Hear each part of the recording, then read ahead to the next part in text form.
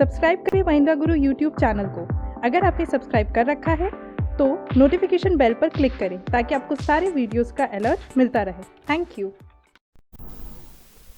Hello and welcome to MahindraGuru.com's official YouTube channel and you are watching a new session of For Your Information #FYI, जहां आज हम नजर डालेंगे 4 अप्रैल के इतिहास पे। जी हाँ, 4th of April, what happened actually and what is the history of this date particular. So today we are going to discuss each and every prospect and aspect of 4th April in this session. और इसी चर्चा में हमेशा की तरह बने हुए हैं हिस्ट्री गुरु, तो उनका करते हैं स्वागत और बढ़ते हैं सेशन के साथ और देखते हैं पहला इवेंट जो घटा था 1949। Yes, 1949 was the year when NATO was form. तो बिल्कुल हिस्ट्री गुरु से जानेंगे सर, यहाँ पे नाटो की अगर हम बात करें तो it is a basic organisation, क्या और कैसे काम करता है और ये बना तो ये किस तरीके से इंपॉर्टेंट हुआ। बिल्कुल व्यूअर्स, अगर हम बात करें 1949 में आज ही के दिन 4 अप्रैल की अगर हम बात करते हैं, नाटो यानी कि नॉर्थ अटलांटिक ट्रीटी ऑर्गेनाइजेशन की स्थापना हुई, उसका फॉर्मेशन हुआ। थोड़ा सा इसकी डिटेलिंग के बारे में जान लेते हैं कि आखिर यह किस तरह की संस्था है और कितने कंट्रीज हैं या कितने मेंबर्स हैं इस पर्टिकुलर संस्था के। बात करें नॉर्थ अटलांटिक ट्रीटी ऑर्गेनाइजेशन की तो is an intergovernmental military alliance. जी हाँ, अंतर सरकारी, अगर हम हिंदी में बात करें तो अंतर सरकारी यानी कि इंटर गवर्नमेंटल एक मिलिट्री अलायंस है, एक सैन्य बात करें अलायंस, एक सैन्य गठबंधन सेना है ये एक तरह की, based on north Atlantic treaty. यानी अगर हम समझौते की बात करें तो नॉर्थ अटलांटिक ट्रीटी के माध्यम से इस पर्टिकुलर संस्थान को बनाया गया है, विच वॉज साइन ऑन 4 अप्रैल 1949, जैसा कि हम जान रहे हैं। हेडक्वार्टर की बात करें नाटो की तो ब्रुसेल्स, जी हाँ, बेल्जियम की जो कैपिटल है ब्रुसेल्स, वहां इस पर्टिकुलर ऑर्गेनाइजेशन का जो हेडक्वार्टर है। और साथ ही साथ जानना चाहेंगे आप सभी के कितने पर्टिकुलर कंट्रीज हैं जो कि इस पर्टिकुलर ऑर्गेनाइजेशन के मेंबर्स हैं, तो जी हाँ 28।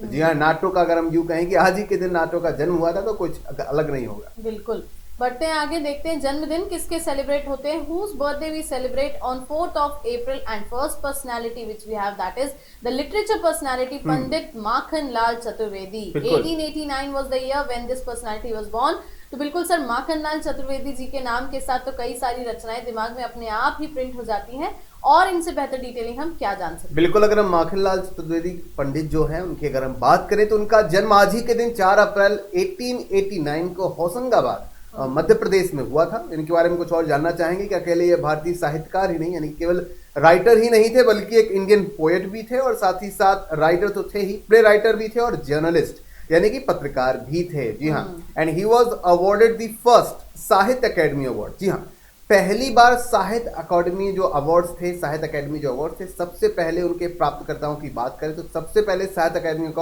अवार्ड की अगर हम बात करें तो माखन लाल चतुर्वेदी साहब को ही दिया गया था इन 1955। और उनका जो बुक थी जिसकी हम बात करें तो उनकी जो बुक थी वह थी हिम तरंगिणी। जी हाँ, हिम तरंगिणी नाम की बुक के लिए उन्हें सबसे पहले साहित्य अकादमी अवार्ड से नवाजा गया था। अगर हम बात करें गवर्नमेंट ऑफ इंडिया की, awarded him the Padma Vibhushan इन 1963। जी हाँ, भारत सरकार ने पद्म विभूषण से भी सम्मानित किया था 1963। चलिए नेक्स्ट पर्सनालिटी की अगर हम बात करें तो yes, we have a cultural personality Parveen Babi. 1949 was the year, 4th April was the date when she was born। अगर हम परवीन बाबी की बात करें तो जानी मानी अभिनेत्री रही हैं भारतीय हिंदी सिनेमा की। उनके बारे में थोड़ा सा डिटेलिंग पर जानना चाहेंगे। इनका जन्म आज ही के दिन जूनागढ़ गुजरात में हुआ था। जी हाँ, जूनागढ़ गुजरात में इनका जन्म हुआ था। She was an Indian actress, जैसा कि हम सभी जानते हैं, who is the most remembered for her glorious roles alongside with top heroes of 1970s and 1980s। और अगर हम बात करें इनके बारे में, इनकी फेमस मूवीज की अगर हम बात करें तो दीवार, नमक हलाल, अमर अकबर एंथोनी, इस तरह की जो फिल्में थी जिन्होंने इनके अभिनय के बारे में अगर हम बात करें, इन पर्टिकुलर मूवीज की बात करें, अपने अभिनय का लोहा भी मनवाया। तो जानी मानी अदाकारा थी। अगर हम इनके निधन की बात करें तो इनका निधन 20 जनवरी 2005 को मुंबई में हुआ था। तो जी हाँ, लेकिन आज के दिन 4 अप्रैल 1949 को इनका जन्म हुआ। चलिए आगे बात करते हैं डेथ पर्सनालिटीज की, किनका निधन हुआ था, किनका देहांत हुआ था, आज ही के दिन किसकी पुण्यतिथि होती है। तो the personality which we have that is Hansa Jivraj Mehta. 1995 was the year, 4th April was the date when she died. देहांत हुआ था हंसा जी का।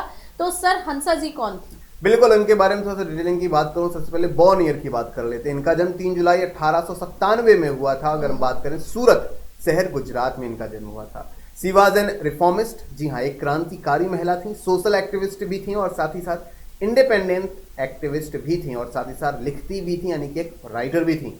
And she represented India on the United Nations human right commission. जी हाँ, यूनाइटेड नेशंस की human right commission में भी उन्होंने भारत का पक्ष रखने के लिए, या यूं कहें कि भारत के नुमाइंदे के तौर पर भी उन्होंने पार्टिसिपेट किया था। साथ ही साथ on the historic occasion of the transfer of power, Hansa Mehta had the privilege to presenting the national flag to the nation on behalf of the women of India. यानी कि जब भारत का बंटवारा हुआ था और अंग्रेजों ने भारत का जो शासन था भारतीयों के हाथ में सौंपा था, तो उस समय भारतीय तिरंगे को प्रेजेंट करने का जो यूं कहें कि सम्मान प्राप्त हुआ था वह हंसा जीवराज मेहता को ही हुआ था, एक भारतीय महिला होने के नाते। इनका निधन आज ही के दिन मुंबई में 1995 में हुआ था। चलिए बढ़ते हैं इसके साथ आगे क्वेश्चन आंसर सेशन की तरफ। देखते हैं FYI क्वेश्चन बैंक में आज एक नया पेज ऐड ऑन होगा, तो किस तरीके के क्वेश्चंस इसमें जुड़ेंगे। तो let's proceed to that part and here comes the first question. Taxation is a tool of, कराधान एक उपकरण है। जी हाँ, ऑप्शंस की बात करें, पॉलिसीज की बात करें, first one is wage policy यानी कि मजदूरी नीति का, next one is price policy यानी कि कीमत नीति का, third one is monetary policy यानी कि मौद्रिक नीति का, and last one physical policy यानी कि राजकोषीय नीति का। So answer is definitely option number D, physical policy. जी हाँ, अगर हम फिजिकल पॉलिसी की बात करते हैं तो वहां पर गवर्नमेंट के जो एक्सपेंसेस होते हैं और सरकार को जो टैक्सेशन मिलता है हमारे देश की जनता के द्वारा, ये दोनों ही मदे शामिल होती हैं। तो बेसिकली जो टैक्सेशन है वह फिजिकल पॉलिसी से ही जुड़ा हुआ है। चलिए बढ़ते इसी के साथ to the next one.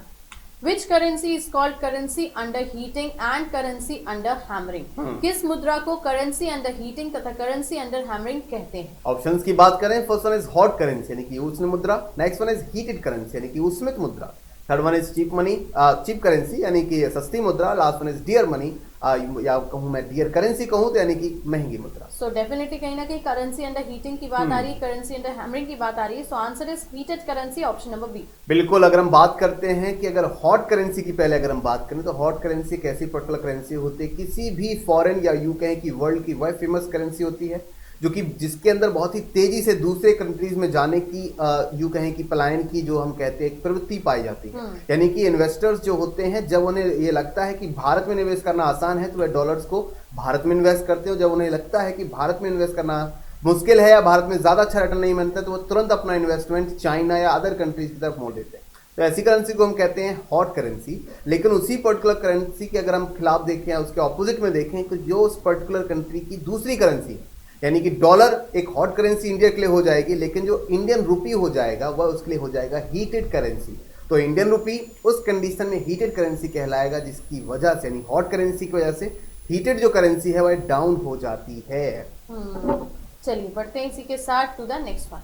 International boundary between India and Pakistan is demarcated by. Bharat और पाकिस्तान के बीच अंतरराष्ट्रीय सीमा किसके द्वारा सीमांकित की गई है। बिल्कुल, अगर उस पर्टिकुलर लाइन की बात करें उसे क्या कहा जाता है तो first one is McMahon line, next one is Durand line, third one is Radcliffe line and last one is Maginot line. So definitely candidates भी जान रहे होंगे, option number C is the right answer. बिल्कुल, अगर हम बात करें option number सी की रेडक्लिफ लाइन, हमने कुछ समय पहले ही सिरिल रेडक्लिफ के बारे में भी डिस्कस किया था। तो सिरिल रेडक्लिफ को ही भारत में जो भारत और पाकिस्तान की बॉर्डर का जो फॉर्मेशन करना था उसी कमेटी का चेयरमैन बनाया गया था। तो इसीलिए भारत और पाकिस्तान के बीच में जो इंटरनेशनल बॉर्डर लाइन है उसे हम रेडक्लिफ लाइन कहते हैं। चलिए बढ़ते हैं इसके साथ to the next one. Which one of the following high courts has the territorial jurisdiction over Andaman and Nicobar Islands? Andaman and Nicobar का न्यायाधिक अधिकार क्षेत्र किस उच्च न्यायालय के अंतर्गत आता है। बिल्कुल, ऑप्शंस की यहाँ पर बात करें, first one is Andhra Pradesh, next one is Calcutta, third one is Madras and last one is Orissa. So answer is definitely option number B, Kolkata या कैलकाटा। जी हाँ, कलकत्ता हाई कोर्ट के अंदर में ही अंडमान निकोबार जो कि हमारे यहाँ यूनियन टेरिटरी है उसका जो हाई कोर्ट है वर्क करता है। बिल्कुल, बढ़ते हैं इसी के साथ to the next question. The Dal Khalsa was founded by. दल खालसा की स्थापना किसने की। बिल्कुल, अगर हम खालसा दल की बात करते हैं first one is Guru Gobind Sahab, next one is Kapur Singh, third one is Ranjit Singh, last one is Guru Tegh Bahadur. So answer is definitely option number A, Guru Gobind Singh. जी हाँ, खालसा की स्थापना की बात करें तो गुरु गोविंद साहब का नाम निकल कर आता है जो कि सिखों के 10 धर्मगुरुओं में से एक थे। चलिए बढ़ते हैं इसी के साथ to the next question. Who among the following was the second Portuguese governor in India? निम्न में से कौन भारत में पुर्तगालियों का दूसरा गवर्नर था। जी हाँ, ऑप्शंस आपके सामने हैं, first one is Vasco da Gama, next one is Francisco de Almeida, third one is Alfonso de Albuquerque and last one is Francisco Xavier. So answer is here option number C, Alfonso de Albuquerque. जी हाँ, अगर हम Portuguese governors की बात करते हैं तो पहले जो पोर्तुगीज गवर्नर थे जो भारत में आए थे उनका नाम था अल्फांसो दी अल्मेडा, लेकिन जो दूसरे गवर्नर थे उनका नाम था अल्फांसो दी अल्बुकर्क। और एक पुर्तगाली नाविक वास्को डी गामा ने भारत तक पहुंचने का समुद्री रास्ता खोज निकाला था 1498 में, यानी कि जो क्वेश्चन जो ऑप्शन नंबर 1 है वह भारत की खोज या भारत के समुद्री रास्ते की खोज करने वाले वास्को डी गामा। चलिए बढ़ते इसके साथ to the next question. In 1930 Mahatma Gandhi started the civil disobedience movement from.